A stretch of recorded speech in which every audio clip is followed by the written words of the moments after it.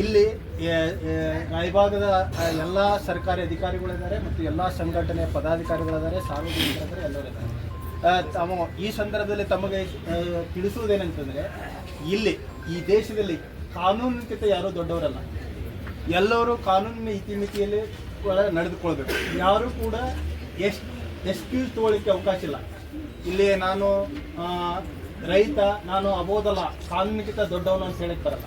ಇಲ್ಲಿ ಸಾರ್ವಜನಿಕ ಅಧಿಕಾರಿಗಳು ಕಾನೂನಿಗಿಂತ ದೊಡ್ಡವರಲ್ಲ, ಅಥವಾ ಯಾವುದೇ ಸಂಘಟನೆ ಅಥವಾ ಪದಾಧಿಕಾರಿಗಳು ಯಾರು ಕೂಡ ಕಾನೂನಿಗಿಂತ ದೊಡ್ಡವರಲ್ಲ.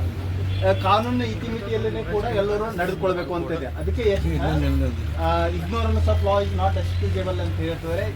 ನೋ ಬಡಿ ಇಸ್ ಅಬೋಧಲ್ಲ, ಕಾನೂನಿಗಿಂತ ಯಾರು ದೊಡ್ಡವರಲ್ಲ. ಹೀಗಾಗಿ ಯಾರೂ ಕೂಡ ಕಾನೂನನ್ನು ಕೈ ತೆಗೆದುಕೊಂಡು ನಡವಳಿಕೆ ಮಾಡುವುದು ಅಥವಾ ಬಿಹೇವಿಯರ್ ಮಾಡೋದು, ವರ್ತನೆ ಮಾಡೋದು ಕೂಡ ಅದು ಕಾನೂನಿನಡಿಯಲ್ಲಿ ಅಕ್ಷಮ್ಯ ಅಪರಾಧಗಳಾಗ್ತವೆ. ಈಗಾಗಲೇ ಹೇಳಿದ್ರು, ಯಾವುದೇ ಪರ್ಮಿಷನ್ ತೆಗೆದುಕೊಳ್ಳಾರದೆ ಪ್ರತಿಭಟನೆ ಮಾಡುವಂಗಿಲ್ಲ. ಹೌದು, ನಾನು ಈಗ ಬಂದ ನಂತರ ನಾನು ಈ ರಾಯಬಾಗ್ ಪೊಲೀಸ್ ಸ್ಟೇಷನ್ ಇನ್ಸ್ಪೆಕ್ಟರ್ ಆಗಿ ಚಾರ್ಜ್ ತೆಗೆದುಕೊಂಡಂಥ ಸುಮಾರು ಪ್ರತಿಭಟನೆಗಳಾಗಿರ್ಬೋದು, ಸುಮಾರು ಕಾರ್ಯಕ್ರಮಗಳಾಗಿರ್ಬೋದು, ಅವರಿಗೆ ಅವ್ರ ಕಡೆಯಿಂದ ರಿಕ್ವೆಷನ್ ತಗೊಂಡು ಅಧಿಕೃತವಾಗಿ ಅನುಮತಿಯನ್ನು ಪತ್ರವನ್ನು ಕೊಟ್ಟು ಅದರಲ್ಲಿ ಕಂಡೀಷನ್ಸ್ ಹಾಕಿ ನಾವು ಕೊಡ್ತಾ ಇದ್ದೀವಿ. ಈಗ ಯಾಕೆ ಹೇಳ್ತಿದ್ದೀನಿ ಅಂತಂದರೆ, ಇಲ್ಲಿ ಎಲ್ಲರೂ ಸಂಘಟನೆಯಲ್ಲಿ ಅವರಿದ್ದೀರಿ ಮತ್ತು ಸಾರ್ವಜನಿಕ ಅಧಿಕಾರಿಗಳಿದ್ದೀರಿ, ಸರ್ಕಾರಿ ನೌಕರರಿದ್ದೀರಿ ಮತ್ತು ಸಾರ್ವಜನಿಕರಿದ್ದೀರಿ.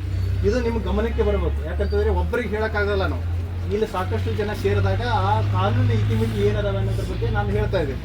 ಈಗ ನೋಡಿ, ಭಾಳಷ್ಟು ಪ್ರತಿಭಟನೆಗಳು ಇದ್ದಾಗ ಮೈಕ್ ಹಚ್ತಾರೆ, ಮತ್ತೊಂದು ಕೂಗಾಟ ಮಾಡ್ತಾರೆ, ಅದು ಮಾಡ್ತಾರೆ.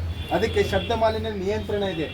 ಅದಕ್ಕೆ ಒಂದು ಕಾನೂನು ಇದೆ, ಒಂದು ಸುಪ್ರೀಂ ಕೋರ್ಟ್ ಜಜ್ಮೆಂಟ್ ಇದೆ, church of god in India versus KKR Majestic colony welfare association ಅಂತ ಒಂದು ಸುಪ್ರೀಂ ಕೋರ್ಟ್ ಜಜ್ಮೆಂಟ್.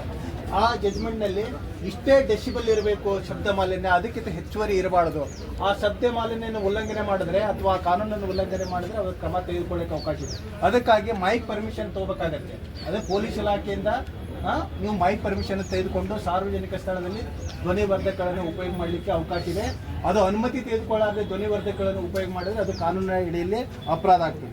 ಅದೇ ರೀತಿ ಪ್ರಚೋದನಕಾರಿ ಭಾಷಣಗಳು ಮತ್ತು ವರ್ತನೆ ನಿಷೇಧ ಇದೆ. ಅಂದರೆ ಯಾವುದೇ ಸಮಯದಲ್ಲಿ ಸಾರ್ವಜನಿಕ ಸಭೆಯಲ್ಲಿ ಅಥವಾ ಯಾವುದೇ ಧರ್ಮ, ಜಾತಿ ಅಥವಾ ಕೋಮುಗಳ ಭಾವನೆಗಳಿಗೆ ಧಕ್ಕೆ ತರುವಂಥ ಘೋಷಣೆಗಳನ್ನು ಕೂಗುವುದು ಅಥವಾ ಭಾಷಣ ಮಾಡುವುದು ಕಡ್ಡಾಯವಾಗಿ ನಿಷೇಧ ಮಾಡಿದೆ.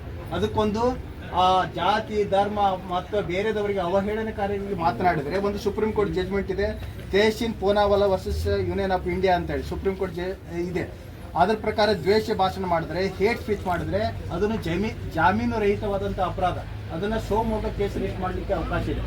ಸೊ ಈಗ ಸಂಘಟನೆಯವರು ಅಥವಾ ಸಾರ್ವಜನಿಕ ವ್ಯಕ್ತಿಗಳು ಸಾರ್ವಜನಿಕ ಸ್ಥಳದಲ್ಲಿ ಜಾತಿ, ಧರ್ಮ ಯಾವುದೇ ವ್ಯಕ್ತಿಗೆ ಅಥವಾ ಅವಹೇಳನಕಾರಿಯಾಗಿ ಹೇಟ್ ಸ್ಪೀಚ್ ಮಾಡಿದರೆ, ದ್ವೇಷ ಭಾಷಣ ಮಾಡಿದರೆ ಅದು ಕೂಡ ಕಾನೂನು ವ್ಯಾಪ್ತಿಯಲ್ಲಿ ಅಪರಾಧಗಳಾಗ್ತದೆ. ಇವುಗಳೆಲ್ಲನೂ ತಡೆಗಟ್ಟಲಿಕ್ಕೆ ನಾವು ಪ್ರತಿಭಟನೆ ಮಾಡುವವರು ಅಂದರೆ ಅಧಿಕೃತ ಇಲಾಖೆಯಿಂದ ನೀವು ಅನುಮತಿಯನ್ನು ಪಡೆದುಕೊಳ್ಳುವುದು ಅವಶ್ಯಕತೆ ಇರ್ತದೆ. ಅದೇ ರೀತಿ ಸಾರ್ವಜನಿಕ ಆಸ್ತಿ ಪಾಸ್ತಿಗಳ ರಕ್ಷಣೆ ಅದು ಇಂಪಾರ್ಟೆಂಟ್ ಇದೆ. ಅಂದರೆ ಪ್ರತಿಭಟನೆಯಲ್ಲಿ ಸೇರಿದ ಜನರು ಅಥವಾ ಕಾನೂನು ಕೈ ತೆಗೆದುಕೊಂಡು ಸಾರ್ವಜನಿಕ ಆಸ್ತಿ ಪಾಸ್ತಿಗಳನ್ನು ಹಾಳು ಮಾಡುವಂಥ ಸಾಧ್ಯತೆ ಇರ್ತದೆ. ಅಂಥ ಸಂದರ್ಭದಲ್ಲಿ ಯಾರು ಆ ಪ್ರತಿಭಟನೆ ಮುಖಂಡತ್ವ ವಹಿಸಿಕೊಂಡಿರ್ತಾರೆ ಅವರು ಜವಾಬ್ದಾರಿಯಾಗಿರ್ತದೆ ಅದನ್ನು ನಿಯಂತ್ರಣ ಮಾಡೋದು. ಅದಕ್ಕಾಗಿ ಇದೇ ಒಂದು ಸುಪ್ರೀಂ ಕೋರ್ಟ್ ಜಜ್ಮೆಂಟ್ ಇದೆ. ಕಾರ್ಯಕ್ರಮದ ವೇಳೆ ಯಾವುದೇ ಸಾರ್ವಜನಿಕ ಅಥವಾ ಖಾಸಗಿ ಆಸ್ತಿ ಪಾಸ್ತಿಗೆ ನಷ್ಟ ಉಂಟಾದರೆ ಅದಕ್ಕೆ ಸಂಘಟಕರೇ ನೇರ ಹೊಣೆಗಾರರಾಗುತ್ತಾರೆ. ಅದಕ್ಕೆ Kodungallur film society versus Union of India ಮತ್ತು destruction of public and private property act ಅಂತಿದೆ. ಅದನ್ನು ನಷ್ಟ ಭರಿಸಿಕೊಳ್ಳುವುದು ಅವ್ರದ್ದು ಸಂಘಟನೆಯವರೇ ಕೆಲಸ. ಹಂಗಂತೇಳಿ ಅನುಮತಿ ತೆಗೆದುಕೊಳ್ಳುವಾಗ ಅವ್ರ ಕಡೆಯಿಂದ ನಾವು ಕಂಪಲ್ಸರಿ ಬಾಂಡ್ ಬರ್ಸೋತೀವಿ. ನೀವು ಸಾರ್ವಜನಿಕ ನಷ್ಟ ಉಂಟು ಮಾಡಿದರೆ, ಸಾರ್ವಜನಿಕ ಏನಾದರೂ ಆಸ್ತಿ ಪಾಸ್ತಿಗೆ ತೊಂದರೆ ಕೊಟ್ಟರೆ ನೀವು ಇಷ್ಟು ಅಮೌಂಟನ್ನು ಭರಿಸ್ಕೊಡ್ಬೇಕು ಅಂತೇಳಿ ನಿಮ್ಮ ಕಡೆಯಿಂದ ನಾವು ಮುಚ್ಚಳಿಕೆಯನ್ನು ಬಾಂಡಲ್ಲಿ ಬರ್ಸೋತೀವಿ.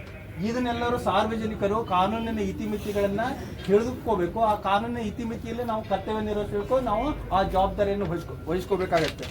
ಇನ್ನು ಸ್ವಯಂ ಸೇವಕರ ನೇಮಕಾತಿ ಮಾಡ್ಕೋಬೇಕು.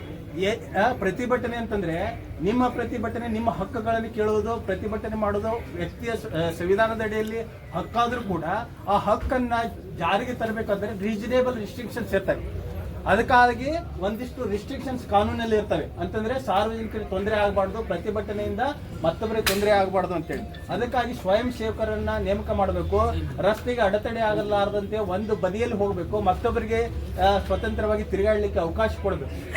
ಇವು ಕೂಡ ನಾವು ಕಂಡೀಷನ್ಸ್ ಹಾಕಿ ನಾವು ಕೊಡ್ತಾ ಇರ್ತೀವಿ. ಸ್ವಯಂ ಸೇವಕರ ನೇಮಕ ಮಾಡ್ಕೋಬೇಕು ಅಂತಂದ್ರೆ ಮೆರವಣಿಗೆ ಶಾಂತಿಯುತವಾಗಿ ಸಾಗಲು ಮತ್ತು ಟ್ರಾಫಿಕ್ ನಿಯಂತ್ರಣಕ್ಕೆ ಪೊಲೀಸರೊಂದಿಗೆ ಸಹಕರಿಸಲು ಸಂಘಟಕರು ಕನಿಷ್ಠ 20 ರಿಂದ 30 ಸೇವಕರನ್ನು ವ್ಯಾಲಂಟಿಯರ್ಸ್ ನೇಮಿಸಿಕೊಳ್ಬೇಕು. ಅವರಿಗೆ ಗುರುತಿನ ಚೀಟಿ ಕೊಡಬೇಕು. ಇದು ಜವಾಬ್ದಾರಿ. ಪ್ರತಿಯೊಬ್ಬ ದೇಶದ ನಾಗರಿಕ ಸಾರ್ವಜನಿಕ ಸುವ್ಯವಸ್ಥೆಯನ್ನು ಕಾಪಾಡಿಕೊಂಡು ಬರುವುದು ಮತ್ತು ಕಾನೂನನ್ನು ಪಾಲನೆ ಮಾಡುವುದು ಪ್ರತಿಯೊಬ್ಬ ಜವಾಬ್ದಾರಿ. ಸ್ವೇಚ್ಛಾಚಾರವಾಗಿ ನಡ್ಕೊಳ್ಳೋಕೆ ಬರಲ್ಲ. ಅಂದ್ರೆ ಮುಕ್ತ ಸ್ವಾತಂತ್ರ್ಯ ಇಲ್ಲ ನಮ್ಮ ದೇಶದಲ್ಲಿ. ಪ್ರತಿಯೊಂದು ಹಕ್ಕುಗಳಿಗೆ ಮತ್ತು ಸ್ವಾತಂತ್ರ್ಯಕ್ಕೂ ರೀಸನೇಬಲ್ ರಿಸ್ಟ್ರಿಕ್ಷನ್ಸ್ ಅದಾವೆ. ಆ ರಿಸ್ಟ್ರಿಕ್ಷನ್ಸ್ ಅನ್ನು ನಾವು ಪೊಲೀಸರು ಹಾಕಿ ಕೊಡ್ತೀವಿ. ಅದ್ರ ಪ್ರಕಾರ ನೀವು ನಡ್ಕೋಬೇಕಾಗತ್ತೆ. ಅದೇ ರೀತಿ ಸಂಚಾರ ಸುವ್ಯವಸ್ಥೆಯನ್ನು ಕಾಪಾಡಬೇಕಾಗಿದ್ದು ಅತ್ಯಂತ ಮುಖ್ಯ. ಮೆರವಣಿಗೆಯಲ್ಲಿ ಹೋಗ್ತಾ ಇದ್ರು, ರೋಡ್ ತುಂಬಾ ಹೋಗ್ತೀರಿ ಅಥವಾ ರೋಡ್ ಅಬ್ಸ್ಟ್ರಕ್ಷನ್ ಮಾಡ್ತೀರಿ, ರೋಡ್ ಮುಂದೆ ಕೊಡ್ತೀರಿ. ಮತ್ತೊಬ್ಬರು ಈ ದೇಶದ ಪ್ರಜೆಗಳಲ್ವಾ, ಮತ್ತೊಬ್ಬರಿಗೆ ಈ ದೇಶದಲ್ಲಿ ಸ್ವಾತಂತ್ರ್ಯ ಅಲ್ವಾ? ನೀವು ಪ್ರತಿಭಟನೆ ಮಾಡ್ತಾ ಇದ್ರೆ ಮತ್ತೊಬ್ಬರು ತಿರುಗಾಡಬಾರ್ದಾ ಆ ರಸ್ತೆಯಲ್ಲಿ? ಅದು ಅವರಿಗೆ ಸ್ವಾತಂತ್ರ್ಯ ಇರಬೇಕು. ಅಂದ್ರೆ ಮೆರವಣಿಗೆಯಿಂದಾಗಿ ರಾಯಭಾಗದ ಪ್ರಮುಖ ರಸ್ತೆಗಳಲ್ಲಿ ಆಂಬುಲೆನ್ಸ್ ಅಥವಾ ತುರ್ತು ವಾಹನಗಳ ಸಂಚಾರಕ್ಕೆ ಯಾವುದೇ ಅಡೆತಡೆ ಆಗದಂತೆ ಎಚ್ಚರಿಕೆ ವಹಿಸಬೇಕು. ನೀವು ರೋಡ್ ಬ್ಲಾಕ್ ಮಾಡಿದ್ರೆ ಅನಾರೋಗ್ಯ ಇರ್ತಾರೆ, ಆಂಬುಲೆನ್ಸ್ ಇರ್ತಾರೆ, ಮತ್ತೊಬ್ಬರು ಸಂಚಾರ ಮಾಡಬೇಕಾಗಿರ್ತದೆ. ಅವರಿಗೆ ತೊಂದರೆ ಆಗದಂತೆ ನಾವು ಪ್ರತಿಭಟನೆ ಮಾಡಬೇಕು. ಸಾರ್ವಜನಿಕರಿಗೆ ಯಾವುದೇ ಅಬ್ಸ್ಟ್ರಕ್ಷನ್ ಆಗದ ರೀತಿಯಂತೆ ನಾವು ಸಂಚಾರ ವ್ಯವಸ್ಥೆಯನ್ನು ಕಾಪಾಡಿಕೊಂಡು ಪ್ರತಿಭಟನೆ ಮಾಡಬೇಕಾಗುತ್ತೆ.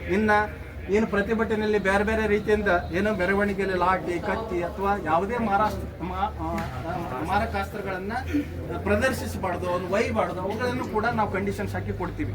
ಮುಷ್ಕರವನ್ನು ಶಾಂತಿ ರೀತಿಯಿಂದ ಮಾಡಬೇಕು. ಈ ರೀತಿಯೆಲ್ಲ ಕಂಡೀಷನ್ಸ್ ಹಾಕಿ ನಾವು ಕೊಡ್ತೀವಿ. ಇದಕ್ಕಾಗಿ ಕಾನೂನಿದೆ. ಯಾರೇ ಕಾನೂನನ್ನು ಉಲ್ಲಂಘನೆ ಮಾಡಿದ್ರೆ ನಾವು ಅವ್ರ ಮೇಲೆ ಆಕ್ಷನ್ ತಗೊಳ್ಳೋಕೆ ಅವಕಾಶ ಇದೆ. ತಹಶೀಲ್ದಾರರು ಸಹ ಅಂದ್ರೆ ತಾಲೂಕಿನ ಎಕ್ಸಿಕ್ಯೂಟಿವ್ ಮ್ಯಾಜಿಸ್ಟ್ರೇಟ್, ಕಾರ್ಯಾಂಗೀಯ ದಂಡಾಧಿಕಾರಿಗಳು, ಅವರಿಗೆ ಜುಡಿಷಿಯಲ್ ಪವರ್ಸ್ ಇರ್ತವೆ. ಅಂದ್ರೆ ಜಡ್ಜಿನ ಪವರ್ಸ್ ಇರ್ತವೆ. ಒಂದು ತಾಲೂಕಿನ ಮುಖ್ಯ ಹಿರಿಯ ಅಧಿಕಾರಿಯವರು, ಅವರು ಈ ತಾಲೂಕಿನ ಕಾನೂನನ್ನು ಸುವ್ಯವಸ್ಥೆಯನ್ನು ಕಾಪಾಡಿಕೊಂಡು ಬರೋದು ಅವರ ಪ್ರಥಮ ಕರ್ತವ್ಯವರು. ಅಂತ ಒಂದು ಸ್ಥಾನದಲ್ಲಿರುವ ಅಧಿಕಾರಿಗಳಿಗೆ ಯಾರು ಕೂಡ ಅವಿಧೇಯರಾಗಿ ನಡ್ಕೋಬಾರ್ದು. ತಾಲೂಕಿನಲ್ಲಿ ಅವರು ಕಾನೂನನ್ನು ಉಲ್ಲಂಘನೆ ಮಾಡಿದ್ರೆ ಅವರು ಕಾನೂನನ್ನು ಸರಿಪಡಿಸಲಿಕ್ಕೆ ಮತ್ತು ಅವ್ರ ಮೇಲೆ ಆಕ್ಷನ್ ತೆಗೆದುಕೊಳ್ಳಿಕ್ಕೆ ಅವ್ರಿಗೆ ಅವಕಾಶ ಇದೆ. ಹೀಗಾಗಿ ಸಾರ್ವಜನಿಕರು, ಸಂಘಟನೆಯವರು ಮತ್ತು ಸರ್ಕಾರಿ ಅಧಿಕಾರಿಗಳು ಕಾನೂನುಬದ್ಧವಾಗಿ ನಾವು ಕೆಲಸ ನಿರ್ವಹಿಸ್ರಿ, ಕಾನೂನುಬದ್ಧವಾಗಿ ನೀವು ವರ್ತನೆ ಮಾಡ್ರಿ ಅಂತೇಳಿ ಈ ಸಂದರ್ಭದಲ್ಲಿ ಹೇಳುತ್ತಾ, ಈಗ ತಹಶೀಲ್ದಾರ್ ಸರ್ ಅವ್ರ ಮೇಲೆ ಏನು ಅವಾಚ್ಯವಾಗಿ ಬೈದಿದ್ದಾರೆ, ಅವರೇನು ದೂರನ್ನು ಕೊಡ್ತಾ ಇದ್ದಾರೆ, ಅದನ್ನು ಸ್ವೀಕರಿಸ್ತೀವಿ. ಅದನ್ನು ನಾನು ಮೇಲಾಧಿಕಾರಿಗಳ ಜೊತೆ ಮಾತಾಡ್ತೀನಿ.